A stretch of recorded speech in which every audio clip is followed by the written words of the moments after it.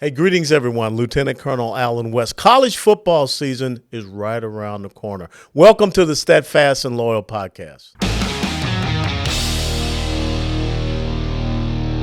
You gotta light them up before they burn it down. Better dig deep and put them in the ground. Blood on their hands, they're hellbound. Save us all. Ooh, they're gonna burn it down. Save us all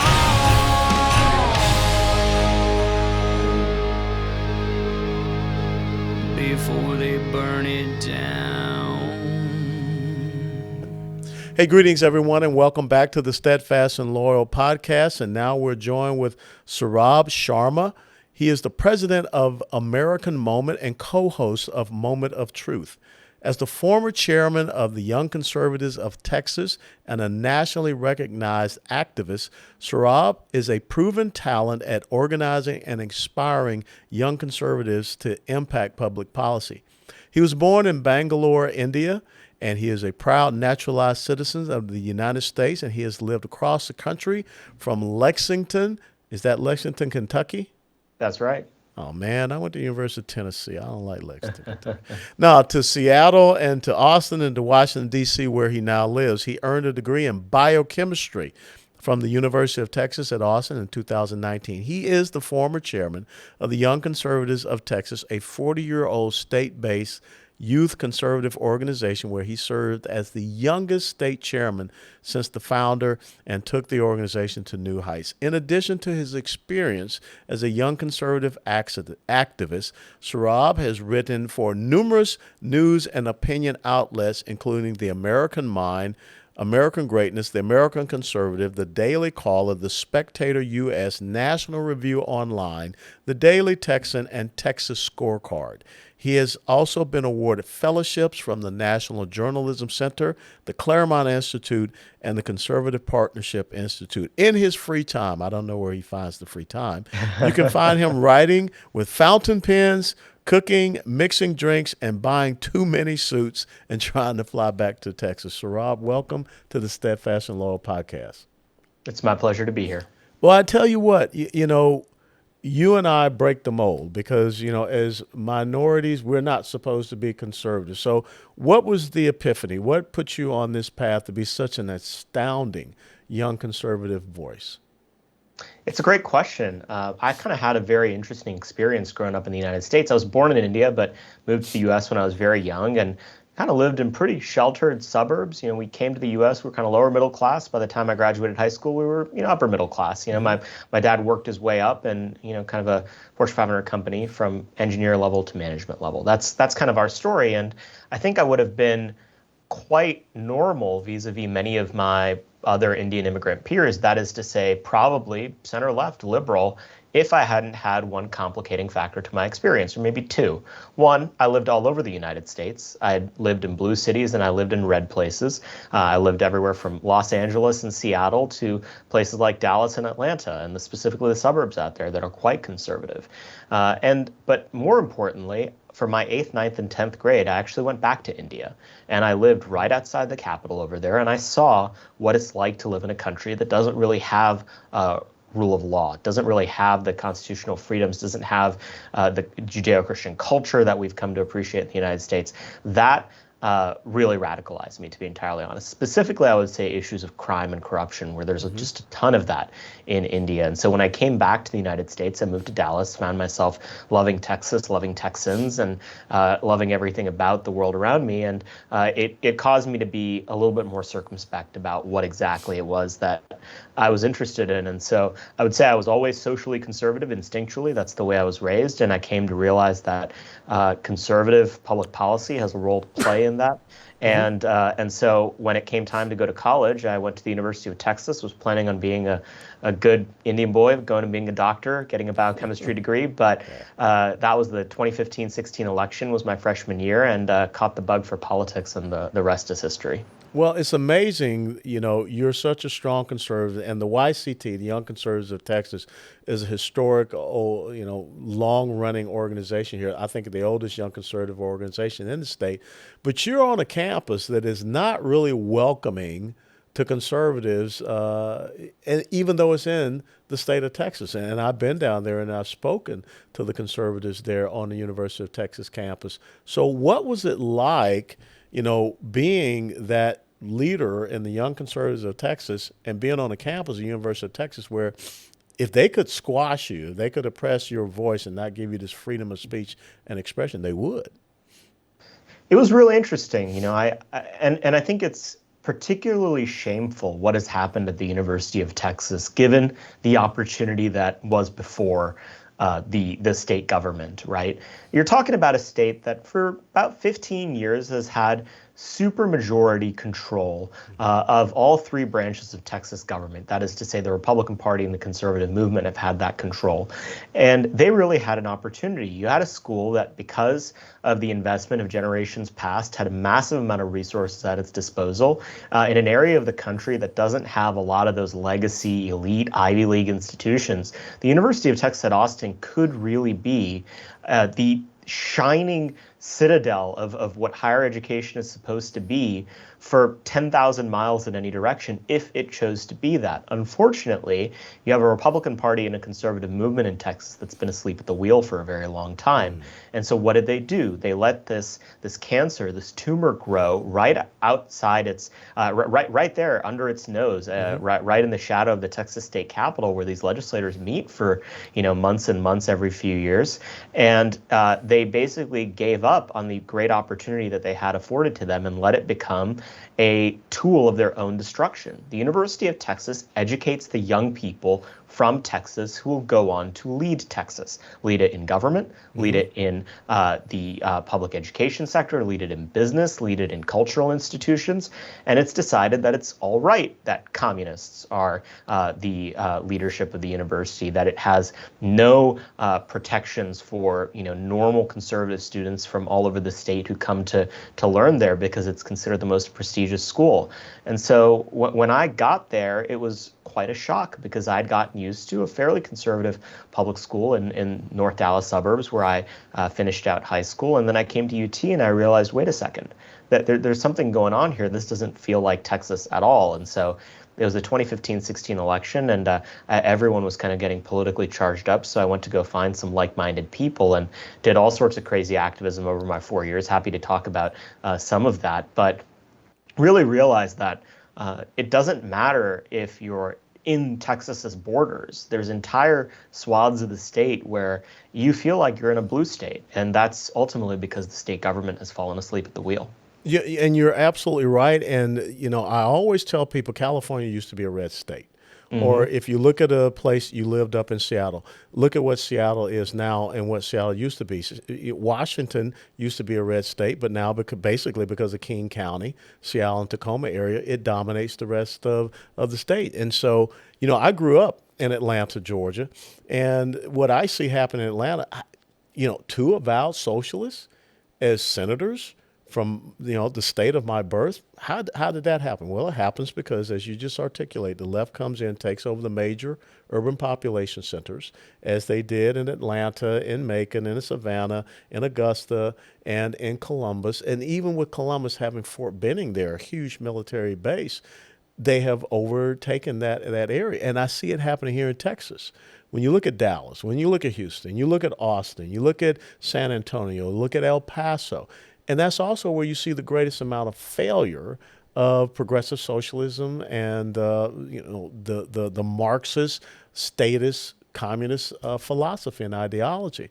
So why do you think that we have in red states governors and legislators who own the pocketbook, the purse, and they still allow these state level institutions to go down the path of socialism, communism, and Marxism?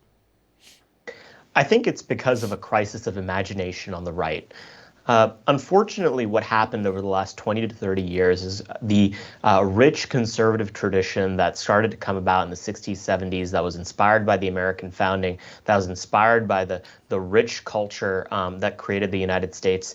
It gave way to a vision of conservatism that basically was blue America, but with lower taxes. That's all we had the ability to say on the right. The corporate types within the GOP, within the conservative movement, came around and said, oh, no, no, no. Those are cultural issues you guys are worried about. Don't Yeah. worry about those. What really matters is low taxes, low regulation. It means a friendly business climate, which all may be fine things. I have no problem with those on their face. But what conservatives need to be circumspect and careful about is that if you create a friendly environment for business without creating a friendly environment for conservative culture, what you're creating is the recipe of your own demise, because you're allowing for the most powerful multinational corporations in the world to come in to hijack whatever territory you're talking about, be it a city, a county, or a state, and get their way. And so what happened is that Texas's leaders, they got complacent because they had these big margins, because ordinary conservative voters were coming to the ballot box saying, well, I don't like what the left has to offer. I don't like their vision of anarchy. I don't like their political vision. They seem to hate America. They seem to hate God. They seem to hate family. They seem to hate traditional values. So they would come to the ballot box. They'd try to vote against that. And Republicans would take their vote for granted. They would say, that's great. We're going to use this now to enrich ourselves, enrich our friends, and not really look after your interests. Mm-hmm. And because conservatives are normal, decent, family-oriented people, they don't have necessarily the time or bandwidth to constantly think about politics. They would put up their hand and say, well, okay, I guess that's the best I can get. Unfortunately, it turns out that even playing that defensive posture, where maybe Republican elected officials aren't actively creating the revolution that the left would, eventually the culture catches up, and the culture will make Republican elected officials just as left-wing as their Democratic peers maybe 5 to 7 years ago. That's the situation you see now with this, gay marriage bill that's being passed at the federal level, for instance, right? Is that a position that Barack Obama ran against in 2008. Absolutely. Is now considered bigoted, homophobic by our own Republican elected officials. And so how does the corruption of an institution like the University of Texas happens? It happens when that vision of Republican elected officials is just blue America, but with lower taxes. So yeah, the University of Texas, it actually has pretty low tuition. It's a nice place to go if you want a good, affordable in-state education. But what's the substance? What's the substance of the education that people are getting? I think that is the question that faces conservatives this decade, is reckoning with the consequences of purely thinking in fiscal matters, purely thinking in terms of procedure, purely thinking in terms of process, and ignoring substantive questions. No, you are so spot on, because I never liked the compassionate conservative moniker, because to me what that was big government spending republicanism, and that's exactly what we got. And so when I look at these blue states, and we have the governors that are already talking about, look at this corporation that just moved here, and look at the jobs that they're bringing. We have people that are moving from a failed economic state, California, but they're coming here to Texas. And the interesting thing is that a lot of them are picking up and bringing an employment base, and we're not telling them don't replicate the political philosophy of the place that you're departing. Don't become locusts and come here and destroy the fertile grounds that we have. Ronald Reagan had 3 basic points of conservatism. It was fiscal conservatism, national security, and social conservatism. And he talked about how all 3 of those were interwoven. But you have so many people in the Republican Party that are saying, don't talk about the social issues. Don't stay away from the family-oriented issues and things of this nature, when those are the things that undermine the basic fabric of this constitutional republic in this country. And I'll just give you a great example. There was a young man, there was a West Point graduate, Army First Lieutenant Spencer Rapone. And you can go and you can still Google it, and you will see that after he graduated, under his graduation uniform, he had a Che Guevara T-shirt. Well, the Army finally wised up and saw that here's an avowed Marxist and communist. Well, that's kind of antithetical to the oath that we take to support and defend the Constitution.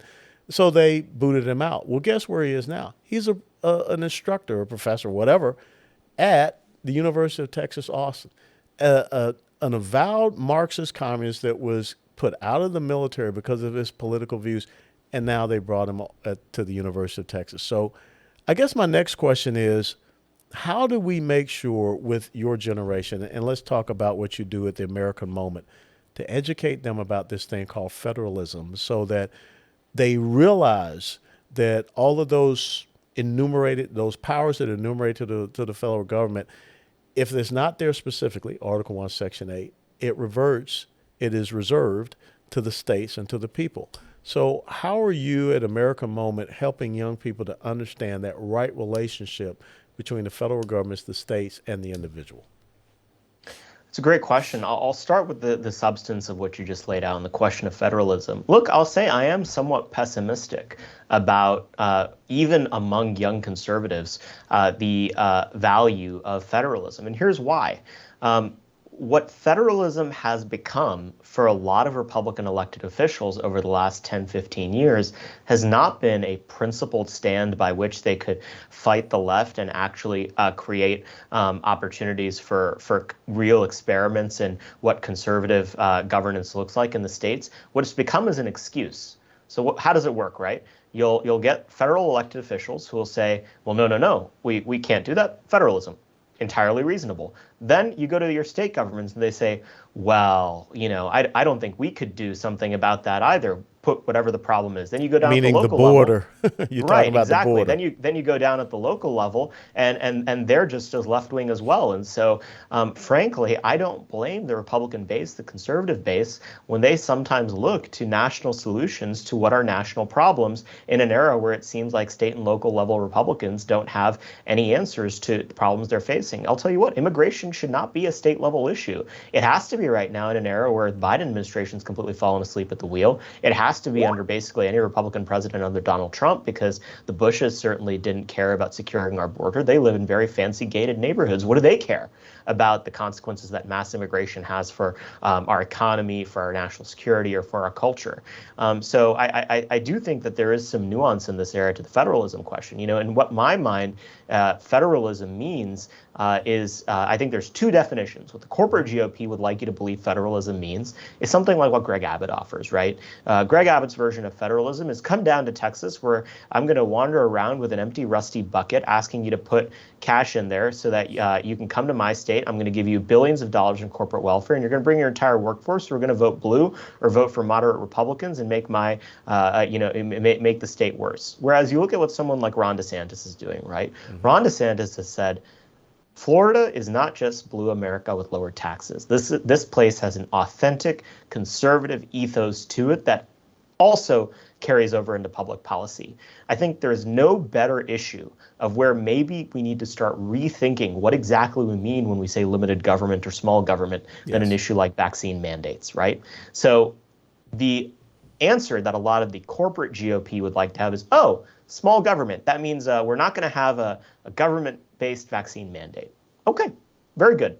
But where I think this America First movement, this movement that looks a little bit more carefully at the issues, would say another point would be, well, actually, it isn't fostering a culture of freedom to have employers mandating vaccine mandates either.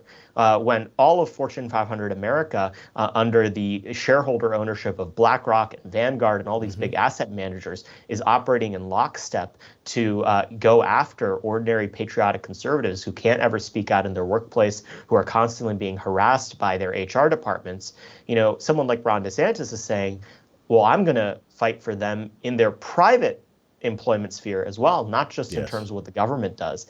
That is, I think, the kind of federalism I want to see. I want to see the kind of federalism where conservatives use federalism as an excuse to go further in advancing the interests of the people who constantly come to the ballot box to vote GOP, to actively foster an environment that is not only going to harass them less than the Democrats does, but actually make life better for ordinary patriotic Christian conservative families. That's what I think the model should be. That's the model that someone like Ron DeSantis is advancing. It's very different than the model that someone like Greg Abbott or Asa Hutchinson or Spencer Cox or some of these more moderate, corporate-friendly GOP types are doing. You're absolutely right. And this is my concern because everyone's saying that the Republicans can get the majority in the House and Senate. Okay, yay, good stuff. But how are you going to govern? What Hmm. type of philosophy of governance you're going to have? Because this is less about party. It's about really that relationship between the government and the individual, the institution of government and the rights and freedoms and liberties of the individual. And there are people on the Republican side that see government as being superior and superseding the individual. We've got to get that balance right. And so it is about having the right philosophical perspective, which leads to the right ideological and principled agenda. And that is my concern. We don't want to see where we just elect a lesser version of the other side. And I think that's what you're articulating. So, in the final couple of minutes, tell us about the American majority. Tell us how people can follow you there and what is your task and purpose? What's your focus? Sure. So American Moment's an organization that we founded last year. We publicly launched in February, and we were motivated by one thing above all.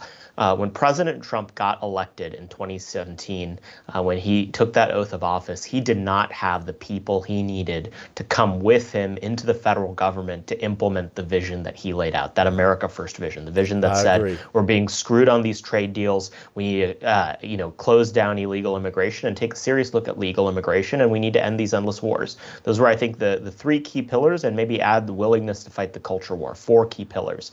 But unfortunately, President Trump didn't have the people he needed in order to implement that vision. That problem's not going away. Republicans since Reagan have been very, very bad at staffing their presidencies. They're very bad at staffing their congressional offices. They're very bad at staffing public policy organizations.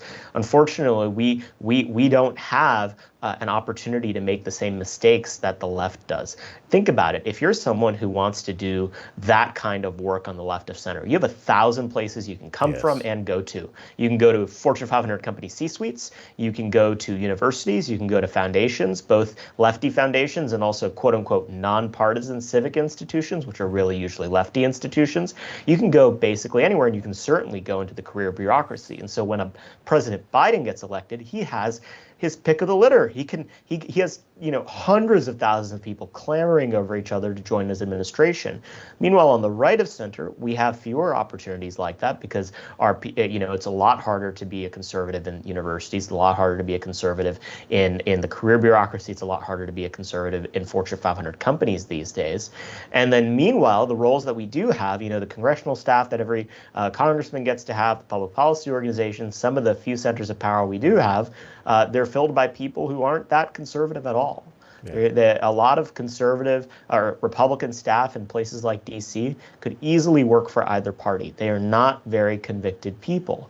And so what our organization does is we identify, educate, and credential the people who will go on to staff the next president of the United States, that'll go on to staff congressional offices, and that'll go on to staff public policy organizations, really trying to find that cream of the crop who are maybe going to eschew a private sector lifestyle because they recognize that the fights this decade and maybe this century are going to be fought against the leftist administrative state that is seeking to take away the foundations of government and liberty in this country. And in order to fight that bureaucracy, you have to understand that bureaucracy. If we're going to decimate the administrative state, we need to understand how it works. And so we're trying to build up that talent pool of people who are going to do that.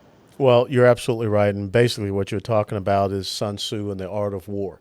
We don't study, we don't understand the opposition. We just show up and we just end up getting schwacked. And when I look at, especially, having served 22 years in the military, the reason why we have the type of senior military leadership that we have right now is because Barack Obama decimated the senior military leadership. And he put in his cronies, and no one was there to advise President Trump to clean house.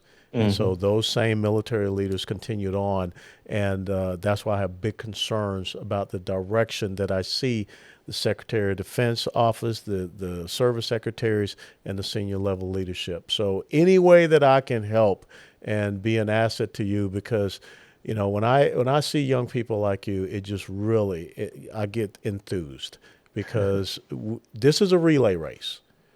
And we have got to be able to pass that baton on to you all. And the baton represents that torch of liberty and freedom and individual rights which is the foundation of the United States of America. So, Saurabh Sharma, what's the website that people can go to follow you at American Moment? AmericanMoment.org. And on all social platforms, we're usually ammoment.org. So we're on YouTube, Rumble, Facebook, Twitter, Getter. We're all over the place. So you can find us just about everywhere. Well, thank you so much for being here with us at the Steadfast and Loyal Podcast. And, welcome to the Southeastern Conference.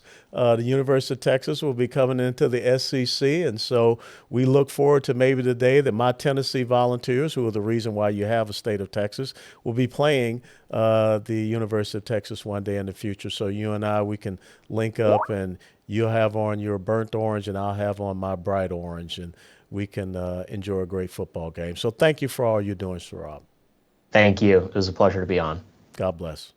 Ladies and gentlemen, once again, thank you for tuning in to the Steadfast and Loyal Podcast. A special thanks to our guest, Saurabh Sharma of the American Moment. What a fantastic young man, and he should encourage each and every one of us when you think about his philosophical grounding and restoring constitutional conservatism here in the United States of America. Once again, if you like what you see, hit that like button and share us with your friends.